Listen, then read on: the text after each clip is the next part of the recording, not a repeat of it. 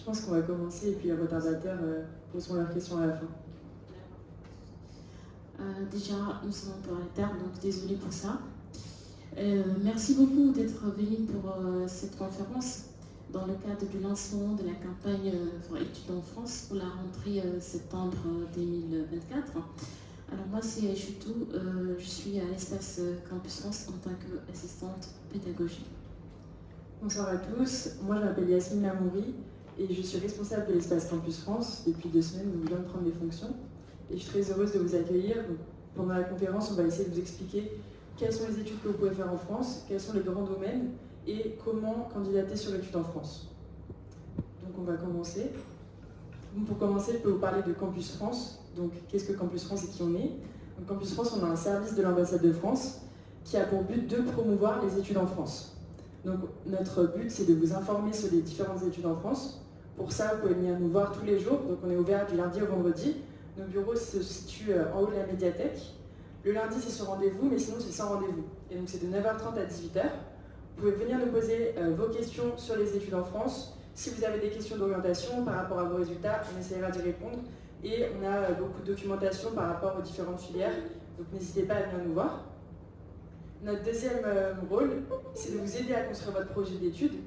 Donc, par exemple, on anime tous les lundis des ateliers pour vous aider à construire des lettres de motivation et des CV.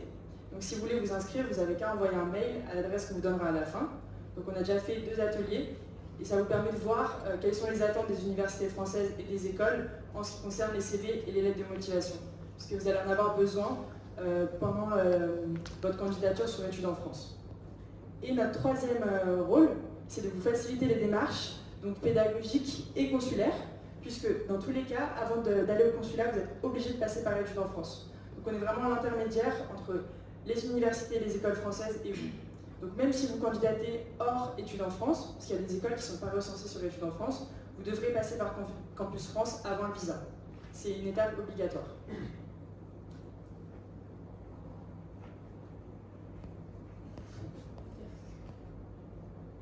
Alors là, vous avez le chemin sur la mobilité étudiante en France.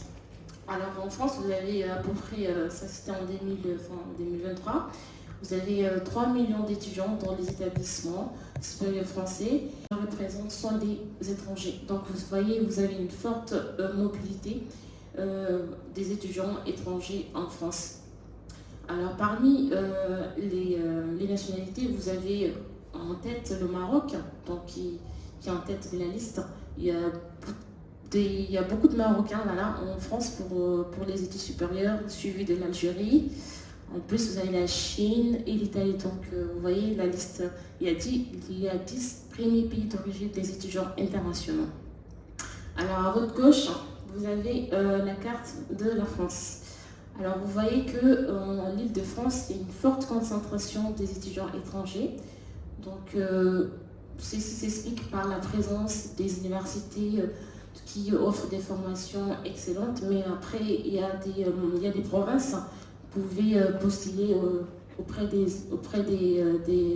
établissements pour augmenter votre chance de réussite. Alors, pour précision, la France est le 6e pays d'accueil des étudiants en mobilité dans le monde.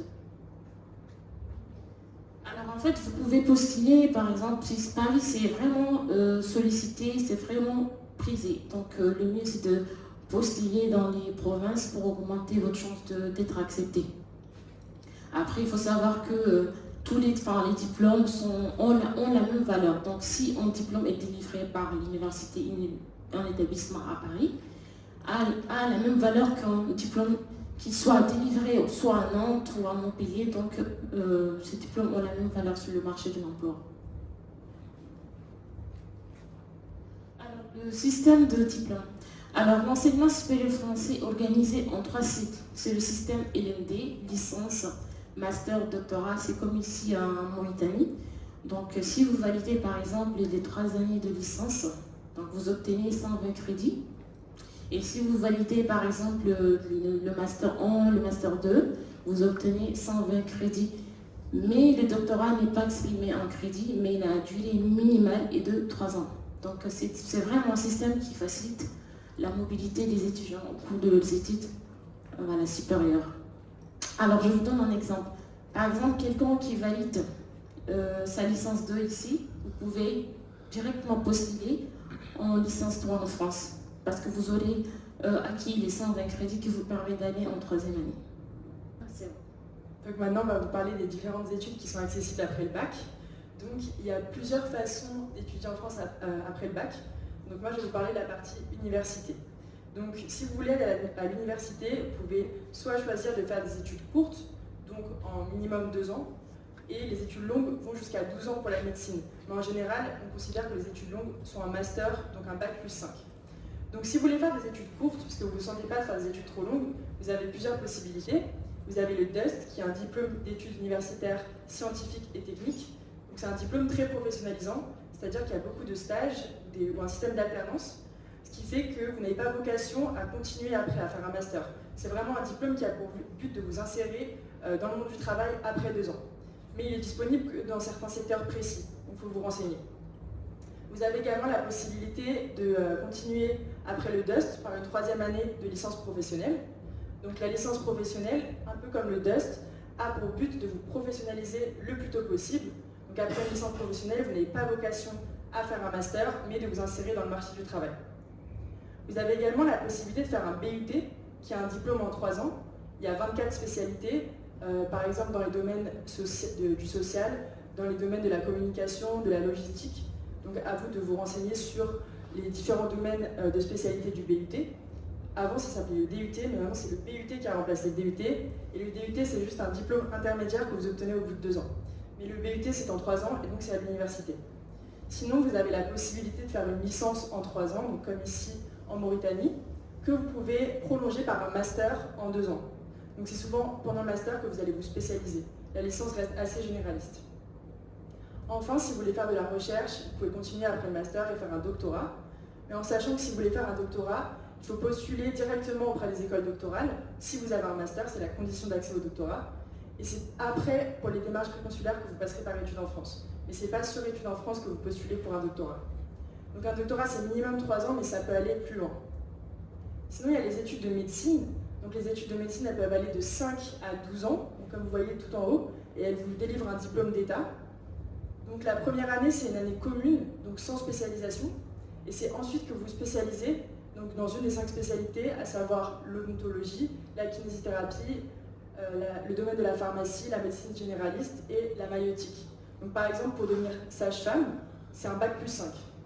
En revanche, si vous voulez devenir dentiste spécialiste, on monte à bac plus 8. Donc ça dépend de la spécialité que vous allez choisir. Enfin, vous avez également la possibilité de faire un diplôme d'État en médecine, mais dans des filières qui ne sont pas dans le cursus long de la médecine, entre guillemets. Donc par exemple pour les formations comme pour devenir orthophoniste ou kinésithérapeute. C'est moins long que pharmacien par exemple. Je vais laisser ma collègue vous parler du système des écoles, des lycées et des grandes écoles. D'accord. Du coup, en dehors de l'université, vous avez la possibilité de continuer vos études au sein d'une école spécialisée. Donc en fait, il y a plus de 3000 écoles spécialisées en France qui viennent compléter, si vous voulez, l'offre de formation supérieure française dans des secteurs très spécifiques, notamment dans les carrières sociales, dans le paramédical, dans la gastronomie, dans l'hôtellerie. C'est quand même, la liste elle est longue, donc j'en passe. Alors, je vais répondre bloc par bloc. Déjà, vous avez les diplômes d'État. Donc, parmi les diplômes d'État, vous avez le diplôme d'assistant social. Donc, ceux qui sont intéressés à devenir assistant social, donc vous devez passer par une école spécialisée. Ou encore ceux qui sont intéressés à devenir infirmier, vous devez également passer par une école spécialisée. Alors, il y a d'autres écoles qui délivrent, si vous voulez, des diplômes qui sont reconnus par l'État, ou certains établissements ne sont pas du tout reconnus. Donc, quand vous faites votre choix, il faut vraiment faire attention. Donc, regardez déjà si l'école est reconnue par l'État ou que si le diplôme a une valeur sur le marché de l'emploi. Alors, ensuite, vous avez le lycée. Donc, je ne sais pas si vous savez, en tout cas en France, vous avez la possibilité de faire des études supérieures en lycée. Donc vous avez les différentes formations ici. Donc on va commencer par le BTS. Alors le BTS, c'est le brevet technicien supérieur qui se prépare en 2 ans. Donc c'est un diplôme national professionnel. Alors le but ici, c'est de travailler au bout de 2 ans. Mais si vous avez envie de continuer vos études, vous pouvez très bien le faire. Donc vous avez plus de possibilités pour continuer vos études. Alors vous pouvez décider, par exemple, de faire une licence professionnelle. Donc vous faites une année pour obtenir le grade Bac+3. Donc vous allez obtenir une licence professionnelle.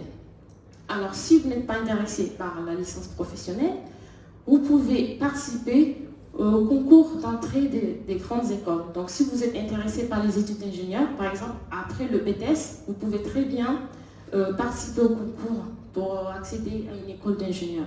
Mais ce qui est recommandé ici, c'est de faire une année préparatoire, c'est ce qu'on appelle ATS, adaptation de technicien supérieur, donc avant de participer au concours. Alors en dehors du BTS, vous avez le diplôme de comptabilité et de gestion. Donc c'est préparé également en lycée. Donc c'est le premier palier, si vous voulez, pour les études, pour arriver aux études d'expert comptable. Donc là, vous faites 3 ans.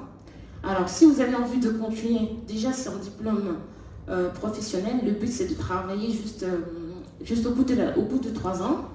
Mais si vous avez envie de continuer, vous pouvez très bien faire le diplôme supérieur de comptabilité et de gestion. Voilà. Et ensuite, si vous voulez continuer, voilà, pour devenir expert comptable, vous pouvez encore le faire soit, vous pouvez faire dans une école spécialisée ou faire à l'université également. Donc pour obtenir le diplôme d'expert comptable, normalement c'est 8 ans.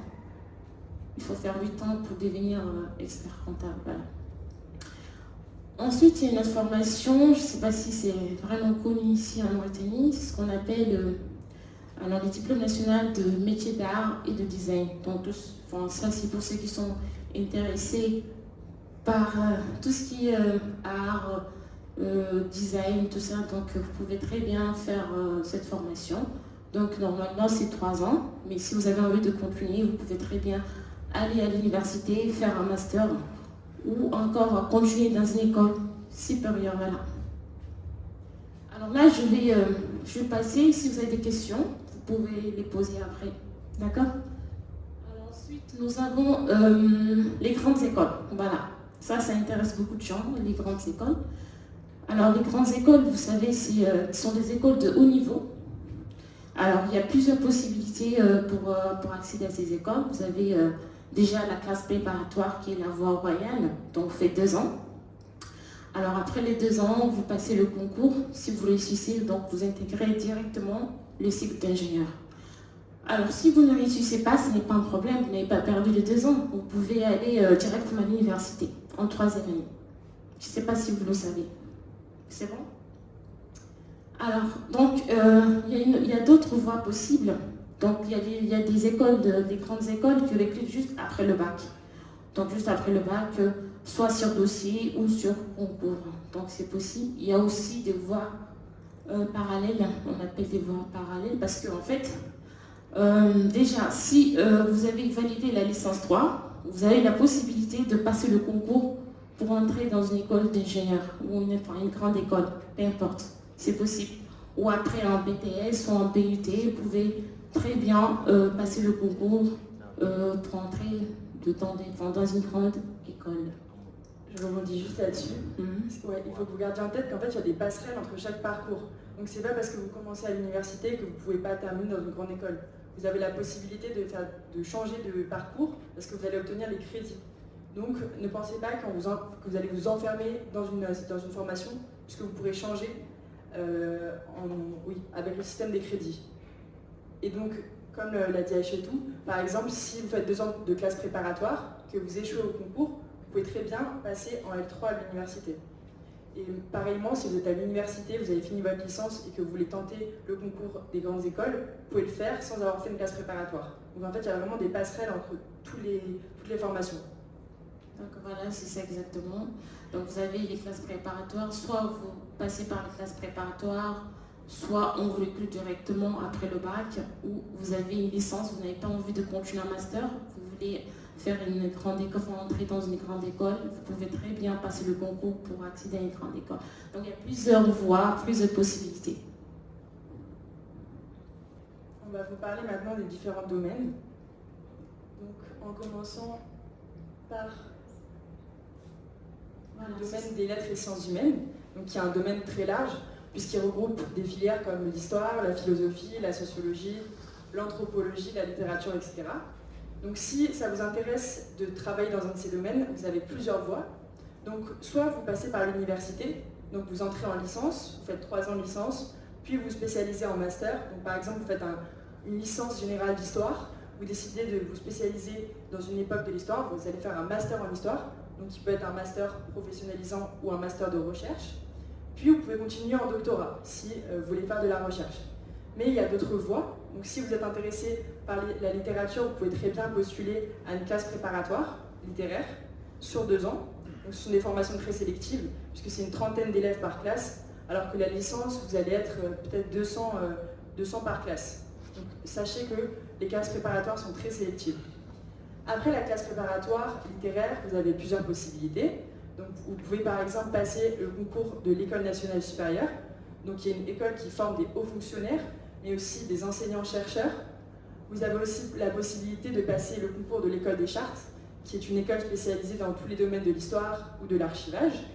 Vous pouvez aussi passer les concours des écoles de journalisme, donc il faut vraiment vous renseigner auprès de chaque école, puisque c'est un concours qui peut très bien se passer après le bac, mais qui nécessite souvent de faire une classe préparatoire.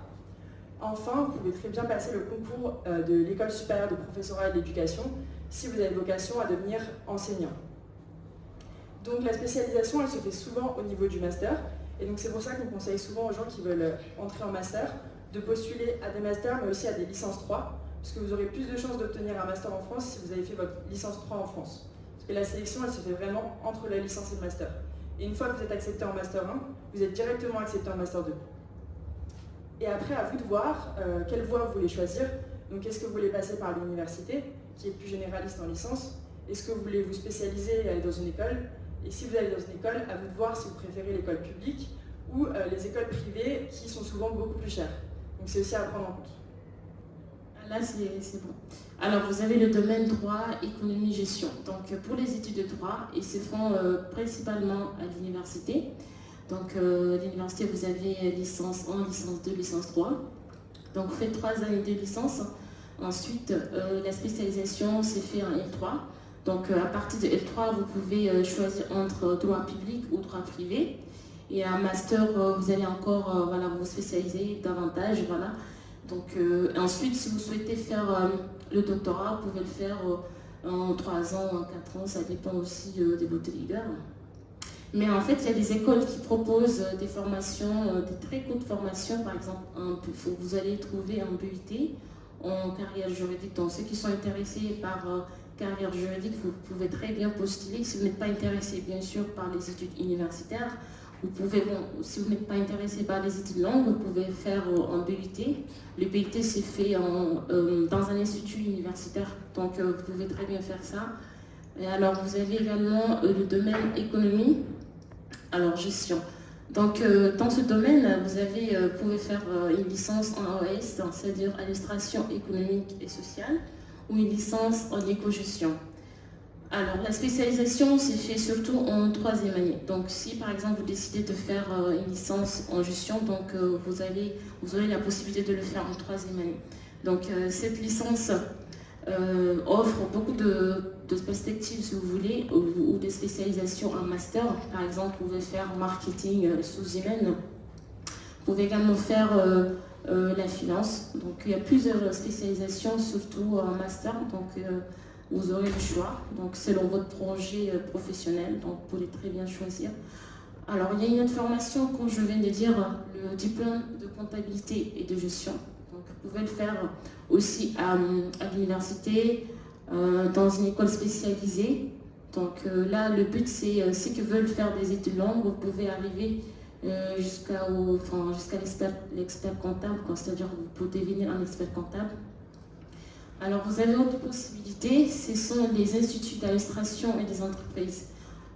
Ces instituts ne sont pas vraiment connus, mais en fait, ce sont si vous voulez, des écoles de management ou de commerce qui sont hébergées par les universités. Donc, vous y trouverez des licences des masters ou aussi des bachelors ou de MBA, aussi des masters, spécialisés. Alors vous avez également les écoles de commerce. Donc pour accéder aux écoles de commerce, vous avez plusieurs voies. Vous avez la voie classe préparatoire, donc vous passez par une classe préparatoire économique. Ensuite, vous passez un concours pour accéder à une école de commerce ou une école de commerce et de management. Alors, si vous n'êtes pas intéressé par les écoles de commerce et de management, il y a d'autres instituts des écoles privées que vous pourrez très bien avoir, qui proposent des bonnes formations en éco-gestion. Alors donc là, vous voyez, vous avez deux possibilités. Soit vous partez à l'université ou les grandes écoles. Donc les grandes écoles, la voie royale reste les classes préparatoires. Mais après, il y a des grandes écoles ou des écoles de commerce qui recrutent juste après le bac. Ou si vous avez une licence, par exemple en éco-gestion, vous pouvez très bien aller en école de commerce. Donc il y a plusieurs passerelles. Donc si vous commencez à l'université, vous pouvez très bien continuer et terminer vos études dans une grande école. Ou si vous commencez, par exemple, dans une grande école, vous pouvez aller terminer vos études à l'université. Comme je vous ai dit, si vous faites 2 ans de classe préparatoire et que vous n'êtes pas accepté et tout, soit dans une école d'ingénieur ou une école de commerce, vous n'avez rien perdu. Vous pouvez aller directement en 3e année dans une université. Alors, vous avez le métier de la santé. C'est très complexe le schéma, donc je vais essayer de vous expliquer. Alors, pour les études de santé, elles sont très protégées ou réglementées en France. Donc, depuis la réforme de 2020, pour accéder aux études de santé, vous devez passer par une classe préparatoire. Donc, vous avez 2 options. Alors, vous avez le parcours spécifique accès santé et la licence.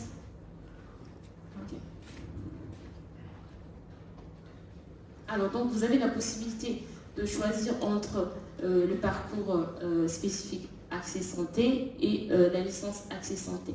Alors, je vous explique la différence. Alors, pour le parcours spécifique accès santé, c'est surtout fait pour ceux qui sont sûrs de vouloir faire les études de médecine. Alors, si vous n'avez pas de doute, vous devez de passer par ce parcours. Parce que là, vous avez une majeure en santé et une mineure dans un autre domaine. Par exemple, vous pouvez choisir au mineur, droit ou économie.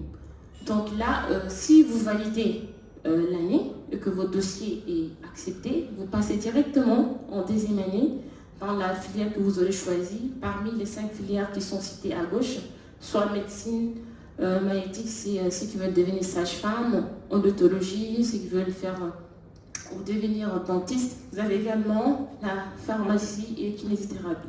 Donc vous allez aller directement en 2e année dans l'une de ces filières que vous aurez choisies en fait, et vous faites la 3e année jusqu'à ce que vous obteniez votre diplôme. Mais si jamais vous ne validez pas votre année, et du coup là vous êtes obligé de chercher notre formation parce qu'il n'y a pas de redoublement possible dans ce parcours. Mais par exemple là vous validez l'année, en notre cas vous validez l'année et que vous n'êtes pas, votre dossier n'est pas accepté. Là, vous pouvez aller directement en 2e année LAS. Donc, vous voyez 2e année LAS, vous pouvez très bien soit retenter le concours l'année prochaine, ou encore vous continuez à l'université jusqu'à ce que vous obteniez votre master dans les mineurs que vous aurez choisi. Donc, en fait, les études de médecine, c'est un peu compliqué, vous voyez. Alors pour la LAS, c'est un peu simple. Là, vous allez choisir une mineure en santé et une majeure dans un autre domaine. Par exemple, économie, droit. Alors là, si vous validez l'année et que votre dossier est accepté, vous passez directement en 2e année dans la filière que vous avez choisi parmi les 5 filières de santé. Alors si vous ne validez pas, là, il y a possibilité de redoubler. Vous pouvez redoubler. Voilà, par contre, dans le premier parcours, vous n'avez pas le droit de redoubler. Donc si vous redoublez, là vous êtes obligé de vous réorienter dans une autre filière ou dans un autre domaine. Donc je crois que c'est ça. Ouais, c'est vraiment compliqué, mais on vous invite si vous voulez faire. Voilà, si vous avez des questions, vous pourrez les poser après pour répondre. Parce qu'en France, les études de médecine, c'est très difficile, c'est très protégé, très réglementé. Donc voilà. il y a plusieurs parcours, vraiment de la rigueur. Sachant que, comme on l'a dit, c'est minimum 5 ans si vous voulez faire médecine, et ça peut aller jusqu'à 12 ans. Donc c'est quelque chose à prendre en compte, parce que c'est vraiment des études qui sont très longues. Donc un autre domaine dont on va vous parler, c'est le domaine des sciences. Encore une fois, c'est un domaine très large, puisqu'il regroupe des filières comme les maths, la physique, chimie, les sciences naturelles, l'informatique, la mécanique. Donc si vous voulez travailler dans un de ces domaines, vous avez encore une fois plusieurs possibilités. Donc vous pouvez très bien passer par l'université, avec le parcours qu'on a cité plusieurs fois maintenant. Donc une licence en 3 ans, par exemple une licence dans une université de mathématiques, ou encore une licence dans une université d'informatique. Après votre licence, où vous vous spécialiserez en 3e année, vous pouvez continuer en faisant un master, donc soit un master professionnel, soit encore une fois un master de recherche. Vous pouvez également faire une licence professionnelle, donc la licence professionnelle en 3 ans, comme je vous l'ai dit tout à l'heure, elle n'a pas vocation à être continuée par un master. C'est vraiment une licence qui va vous insérer rapidement dans le monde du travail, puisque vous aurez beaucoup de stages et de pratiques. Et vous avez également la possibilité, si vous voulez faire des études courtes, de faire le DUST dont on a parlé tout à l'heure, donc ce diplôme en 2 ans qui existe dans des domaines très spécifiques, par exemple le traitement de l'eau, ou encore le BUT en 3 ans qui existe dans 24 spécialités et qui n'a pas vocation non plus à être continué, puisque à proprement parler il est très professionnalisant. Mais vous pouvez quand même faire un master après. Mais le but, si vous faites un BUT, c'est de travailler le plus rapidement possible. Ensuite, vous pouvez passer par la voie lycée ou école, donc de nouveau avec le système de classe préparatoire en 2 ans, donc une prépa scientifique qui va vous préparer à des écoles. Donc par exemple les écoles de vétérinaires, c'est mieux de les préparer en classe préparatoire parce que ce sont des concours assez durs. Mais encore une fois, c'est à vous de voir. Vous pouvez essayer de passer les concours après le bac en vous renseignant sur les modalités. Mais nous, on conseille les classes préparatoires. Vous avez également la possibilité de rejoindre des écoles d'ingénieurs après une classe préparatoire de 2 ans. Là encore, il y a des écoles d'ingénieurs qui recrutent post-bac, mais c'est souvent sur concours, et ce sont des concours assez durs. C'est pourquoi la classe préparatoire est une voie vraiment recommandée. Et ensuite, vous avez les grandes écoles directement accessibles après le bac, donc avec un système de bachelor. Donc voilà toutes les possibilités que vous avez pour étudier dans un de ces domaines. Encore une fois, c'est à vous de voir quel est le mécanisme qui vous convient le plus. Donc l'université, vous allez être beaucoup plus nombreux, ça va être des grands amphithéâtres, et c'est un peu à vous de vous discipliner. Les écoles, on va être plus derrière vous, mais ça peut être payant et des fois très cher quand ce sont des écoles privées. Et après, les classes préparatoires, pareillement, là c'est une petite promotion, mais c'est beaucoup de rigueur, parce que ce sont des formations très compliquées. Alors, comment devenir ingénieur? Donc, déjà, je vous explique qu'en France, il y a plus de 200 écoles d'ingénieurs en France, qui sont des écoles prestigieuses. Alors, vous avez plusieurs voies encore pour accéder à une école d'ingénieur. Je tiens à préciser également que le titre d'ingénieur ou le statut d'ingénieur est accrédité et protégé par la commission des titres d'ingénieur. Donc, vous ne pouvez pas vous prétendre ingénieur si vous n'avez pas fait vraiment des études d'ingénieur.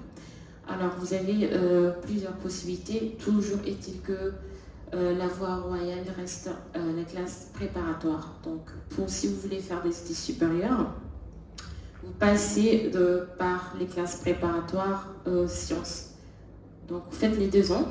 Après les 2 ans, vous passez un concours pour accéder à une école. Et ensuite, c'est parti pour 3 ans. Donc, en tout, c'est 5 années d'études. Alors, il y a d'autres voies encore. Vous pouvez accéder à une école d'ingénieur post-bac. Il y a des écoles qui recrutent après juste le bac. Donc, vous faites 5 années pour devenir ingénieur. Voilà.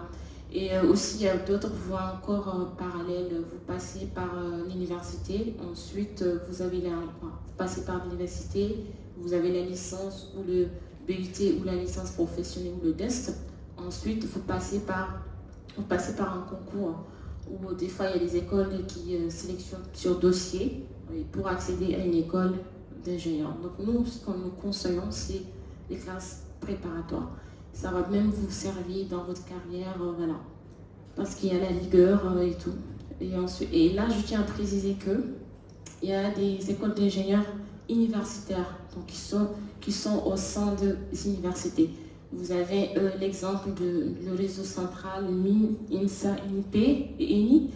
Alors l'année dernière, on a reçu pas mal de Mauritaniens qui étaient sortants, enfin qui viennent de l'école supérieure Polytech.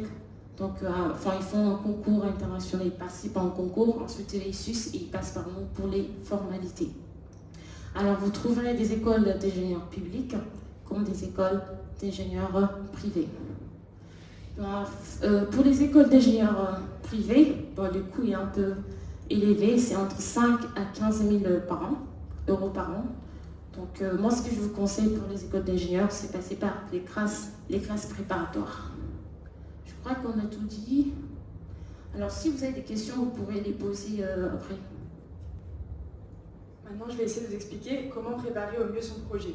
Puisque quand vous allez postuler sur l'étude en France, on va vous demander une motivation et vous allez devoir justifier d'un vrai projet. Donc, pour essayer de préparer votre projet, il faut que vous posiez un certain nombre de questions. Donc, à savoir quel métier vous voulez faire, quel diplôme permet d'accéder à ce métier, est-ce que mon parcours permet d'accéder à la formation, est-ce que j'ai des chances de réussir le diplôme avec mes résultats. Donc, toutes ces questions sont très importantes, puisqu'il faut que votre motivation soit la plus cohérente possible pour que vous ayez le plus de chances possible d'être accepté.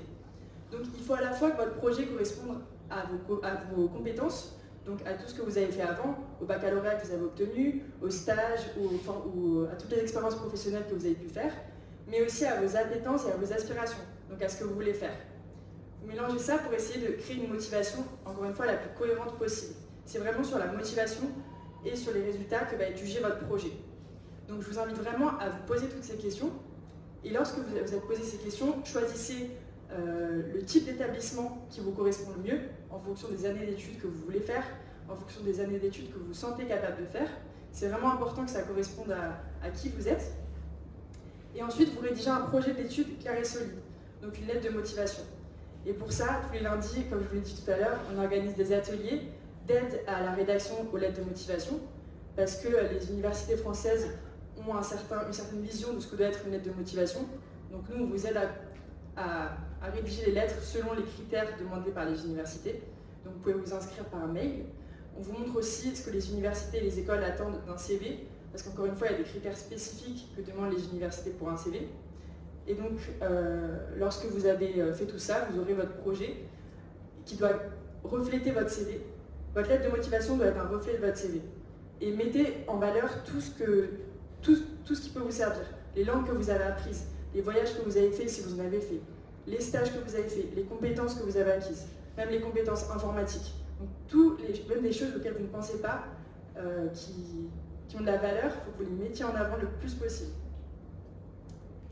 Il y a quelques sites de référence que vous pouvez utiliser pour vous orienter. Donc, si vous voulez, vous pouvez prendre une photo, ils sont assez utiles ces sites.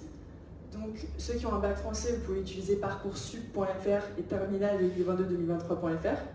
Ceux qui ont un bac mauritanien ou étranger, vous pouvez utiliser le catalogue Campus France. Donc, il suffit vraiment de taper catalogue Campus France sur un moteur de recherche, ou vous pouvez venir nous consulter puisqu'on a certains catalogues en physique, si vous préférez. Il y a aussi le site de l'ONICEP qui détaille les formations et l'organisation des études, donc un peu les schémas qu'on vous a montrés, mais peut-être de façon encore plus claire. Et enfin, vous avez le site de l'étudiant.fr. Donc ce site, il va plutôt vous parler de la vie étudiante, des critères des différentes villes de France. Parce qu'il faut savoir que chaque ville a son coût. Paris est une ville par exemple très chère au niveau des loyers, tandis qu'il y a d'autres villes qui sont beaucoup moins chères. Donc pour le site de l'étudiant, ça va vraiment vous parler de la vie en France, la vie étudiante. Et les coûts de la vie aussi qui sont importants à prendre en compte.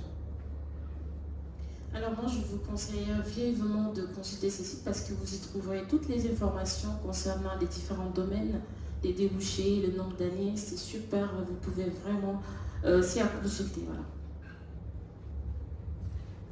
Concernant le niveau de français, il y a vraiment un niveau qui est requis par les universités et les écoles, c'est le niveau B2. Des fois, c'est le niveau C1 qui vous sera demandé. Donc pour ça, il faut vraiment regarder précisément les prérequis de chaque formation. Donc vous allez pouvoir le voir sur la plateforme. Et donc pour attester de votre niveau B2, vous devrez passer un diplôme, donc soit le DELF, soit le TCF. Et pour vous inscrire, il faut vous tourner vers les alliances françaises. Donc l'Institut français ne fait pas passer ces diplômes. Il faut vraiment vous tourner vers une des 5 alliances. Pour le DELF, il y a des sessions précises, donc il faut s'inscrire au préalable, tandis que le TCF, vous pouvez le passer à tout moment. Et ce qu'il faut savoir, c'est que vous pouvez très bien commencer à postuler, donc créer votre dossier de candidature et le soumettre, sans avoir encore le DELF. et vous joindrez votre diplôme plus tard, avant la fin des entretiens, donc avant le 15 mars 2024. Donc vous pouvez très bien postuler si vous n'avez pas encore le DEF. Et en sachant que si vous avez un bac français, il n'y a pas à passer de diplôme, si vous avez étudié dans une... Alors j'aimerais juste faire la différence entre le DELF B2 et le TCF. Donc le DELF B2 c'est valable à vie, alors que le TCF c'est valable que pour 2 ans. Donc c'est ça la différence entre les deux tests. En fait, le TCF, on le recommande ceux qui sont dans l'urgence. Donc, vous voyez que la date s'approche ou la date limite de soumission s'approche. Vous n'avez pas autre choix. Il n'y a pas de session qui est prévue de suite. Donc, vous pouvez passer le TCF. Pour ne pas perdre l'année. Voilà. Sachant que le test des français est obligatoire. Alors, donc, on va vous expliquer comment déposer ces candidatures sur Études en France. Alors, pour la procédure études en France, là, qui est concerné, donc, c'est tous les étudiants ayant besoin d'un visa d'études pour aller en France. Donc, que vous soyez mauritanien ou étranger, que vous ayez votre bac, que vous passiez un bac français ou mauritanien, enfin, ou étranger, même si vous avez déjà une admission en France via Parcoursup ou après des démarches individuelles, vous êtes obligé de passer par études en France pour les formalités. Donc c'est obligatoire. Même si vous avez une bourse, que ce soit de l'État mauritanien ou de l'État français, vous êtes obligé de passer par études en France pour vos formalités avant d'aller au consulat. Alors, si vous avez un bac mauritanien ou étranger et que vous voulez poursuivre ou continuer vos études à l'université, soit en licence, en master ou en BUT, ou dans une école d'architecture ou dans certaines écoles qui sont connectées, enfin écoles d'ingénieurs qui sont connectées à la plateforme Études en France, vous êtes obligé de passer par Études en France, vous êtes obligé de déposer vos candidatures sur Études en France, donc c'est obligatoire. Alors ceux qui sont intéressés par les classes préparatoires ou par un BTS ou par certaines écoles d'ingénieurs et de commerce post-bac, vous pouvez passer par Parcoursup. Donc si vous avez une admission, vous pouvez créer un compte sur Études en France pour les formalités. Donc c'est obligatoire de passer par, quand vous êtes mauritanien ou étranger, vous êtes obligé de passer par Études en France pour toutes les formalités. Et vous pouvez très bien accumuler des vœux sur Parcoursup et sur Études en France. Si par exemple vous voulez à la fois postuler en licence mais vous n'êtes pas sûr de vous et vous voulez aussi tester des classes préparatoires, vous pouvez commencer par postuler sur Études en France puisque la plateforme est déjà ouverte. Et puis quand Parcoursup va ouvrir, vous pouvez très bien postuler également sur Parcoursup. C'est tout à fait compatible. Alors pour le doctorat, ceux qui sont intéressés par le doctorat ou toute formation recrutant sur concours, que ce soit une école d'ingénieur ou si vous voulez devenir infirmier, donc là il faudra directement contacter les établissements. Donc si vous obtenez une admission, toujours dit que le passage par Campus France avant d'aller au consulat est obligatoire, donc ne l'oubliez pas. Même si vous partez au consulat, ils vont vous renvoyer vers nous pour les formalités. Alors si vous avez un bac français et que vous voulez postuler à l'université à partir de la licence 2 et jusqu'en master 2, il faudra aussi passer par Études en France, mais seulement à partir de la licence 2. Et de même que pour certaines écoles d'ingénieurs, à partir de la 2e année, il faut passer par Études en France. En revanche, si vous avez un bac français et que vous voulez postuler en première année, alors il faut passer par Parcoursup. De même que si vous voulez faire une classe préparatoire ou un BTS. Comme pour les bacs mauritaniens, vous passez par Parcoursup.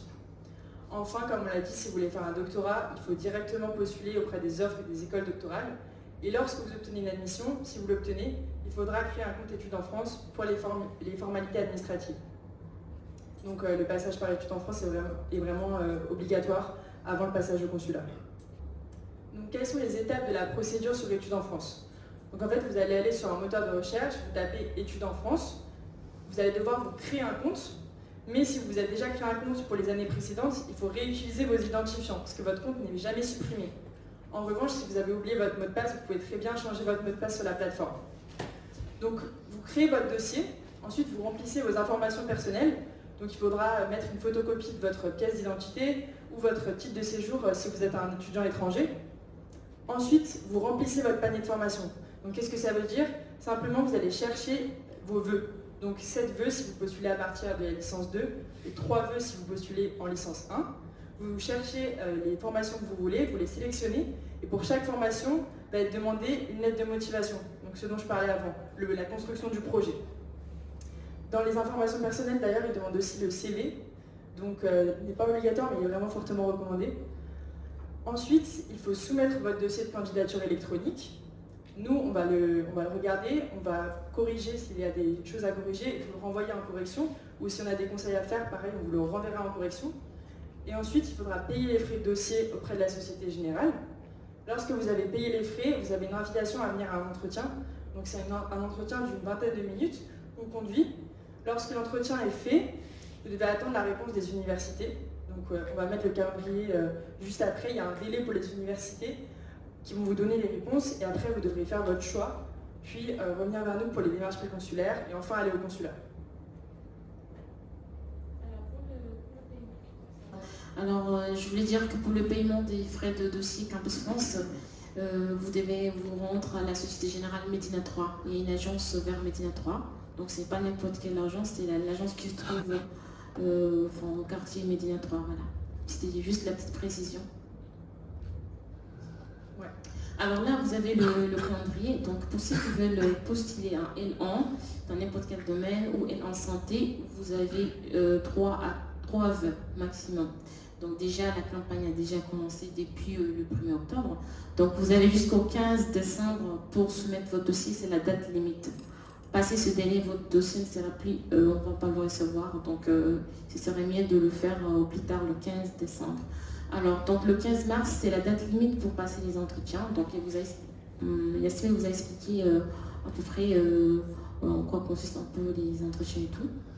Alors, donc les universités, si vous soumettez après entretien, nous, on envoie les dossiers aux universités et ces universités ont jusqu'au 30 avril pour vous répondre.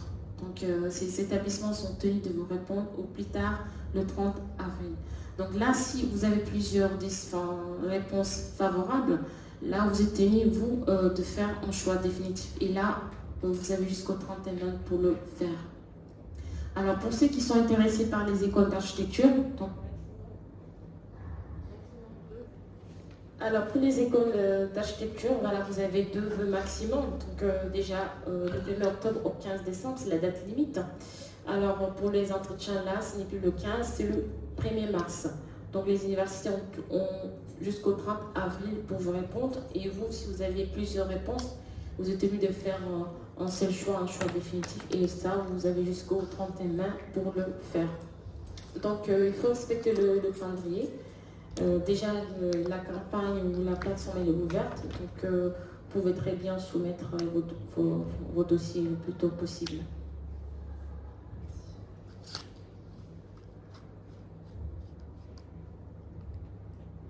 Alors, si vous voulez postuler de la L2, donc licence 2, donc en 2e année, jusqu'en master ou en BUT dans des écoles d'ingénieurs, dans des écoles de commerce et dans des écoles d'art. Donc comme je l'ai dit, vous avez 7 vœux maximum. Là encore, la campagne a déjà ouvert, donc depuis le 1er octobre, vous pouvez candidater. Et vous avez jusqu'au 31 janvier 2024. Et encore une fois, il faut vous passer par Études en France pour postuler. Le 15 mars 2024, c'est la date limite de passage des entretiens par Campus France. Et ensuite, les universités ont jusqu'au 30 avril pour vous donner une réponse. Et vous avez jusqu'au 31 mai pour décider quel vœu vous allez choisir. Ensuite, si vous voulez postuler en BTS ou en classe préparatoire, vous avez également 7 vœux, mais vous passez par Parcoursup, et comme j'ai dit tout à l'heure, Parcoursup n'a pas encore ouvert, donc cette plateforme ouvrira le 18 janvier 2024 et fermera le 8 mars 2024. En avril 2024, la date est approximative pour l'instant.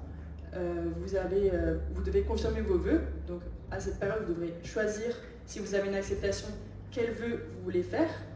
Puis, dès lors que vous recevez une lettre d'admission sur Parcoursup, vous devez créer un compte sur Études en France, puisque comme j'ai dit, comme on l'a dit, pour les formalités administratives, vous devez passer par Campus France. Donc le compte sera quand même créé, même si vous avez une admission sur Parcoursup.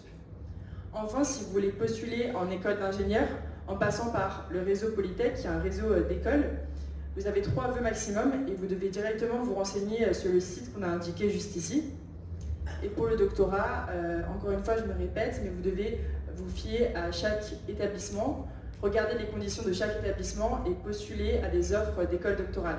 Et si vous avez une admission, alors vous créerez un compte sur Études en France pour toutes les formalités préconsulaires.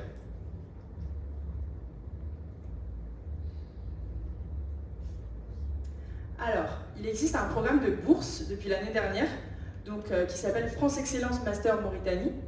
Donc l'année dernière, c'est 4 bourses qui ont été délivrées et cette année, ça va aller jusqu'à 6 bourses. Donc ce sont des bourses qui sont jugées sur des critères d'excellence de dossier. Donc autrement dit, si vous avez une admission sur Études en France, votre dossier va être considéré comme potentiel pour la bourse. Vous n'avez pas à postuler. Si vous avez une admission en Master 1 ou en Master 2, vous êtes potentiellement éligible à la bourse. Mais encore une fois, c'est sur critères d'excellence, donc ce seront les 6 meilleurs dossiers qui seront choisis pour la bourse. Cette bourse, elle prend en charge vos frais de voyage, elle prend en charge une aide au logement, des frais de subsistance, donc une allocation par mois, et une couverture sociale. Et donc l'année dernière, on a eu 4 lauréats, et cette année, ce sera 6. Et encore une fois, c'est juste pour les Master 1, Master 2, ça ne concerne pas encore les licences. Donc pour être éligible, il faudra candidater sur Études en France. Voilà.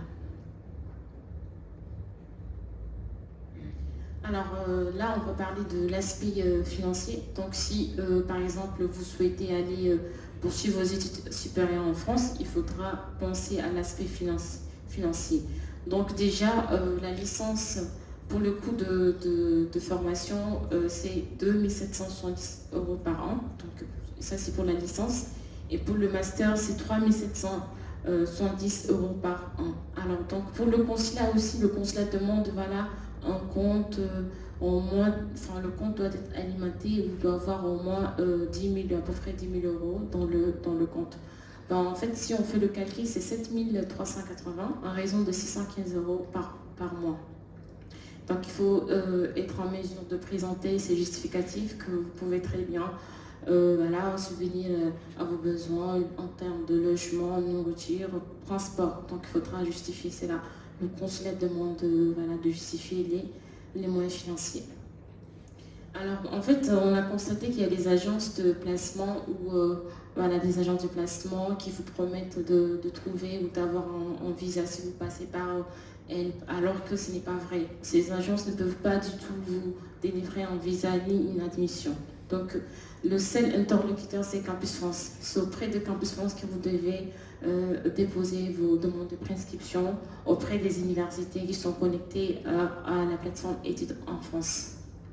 Alors pour les écoles privées, si vous cherchez vraiment à intégrer une école privée, nous on vous conseille vraiment de faire des recherches pour savoir est-ce que déjà l'école est reconnue par l'État ou que si le diplôme a une valeur dans le marché de l'emploi.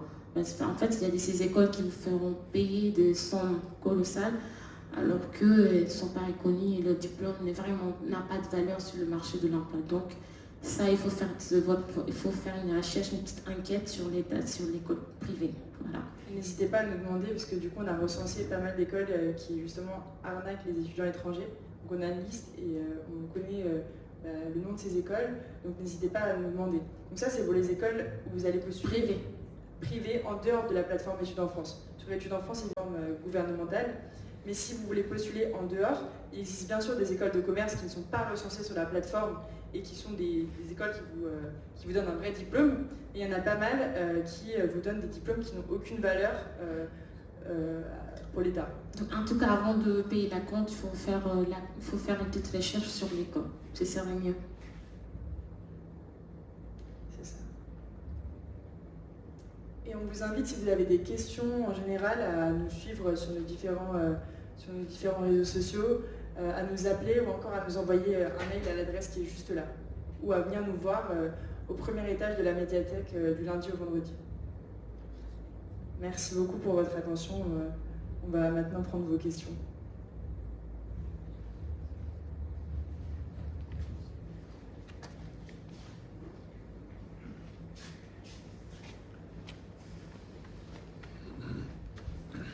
Bonsoir à tous. Je remercie avec gratitude les deux conférencières de ces explications sur les études supérieures en France. Je vais tout d'abord me présenter. Je m'appelle Sidi Ali Mohamed Amin Ismail. titulaire d'un master 2 en économie, spécialité monnaie, banque et finance. Ma question est la suivante. Est-ce que les titulaires d'un master professionnel peut-ils postuler pour un doctorat de recherche? Si oui, est-ce qu'il y a une possibilité d'obtenir une bourse d'études pour continuer ces études de doctorat? Merci infiniment. Merci à vous, monsieur. Vous êtes diplômé de l'université de Nouakchott ou d'un lycée Nouakchott? Faculté des sciences juridiques et économiques. D'accord, je pensais que vous avez fait vos études en France. J'allais dire que vous êtes un alumni. Mais bon.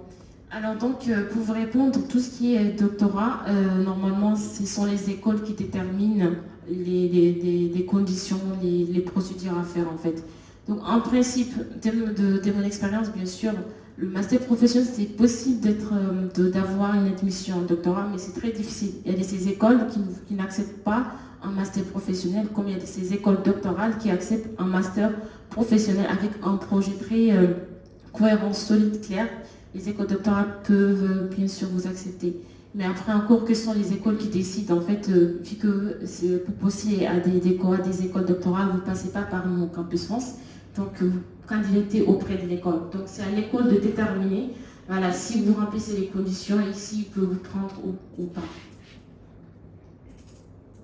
Et pour les bourses, pareillement, c'est pas Campus France qui gère, mais il existe des bourses effectivement en lien avec l'Agence nationale de la recherche scientifique ici à Nouakchott pour les doctorants.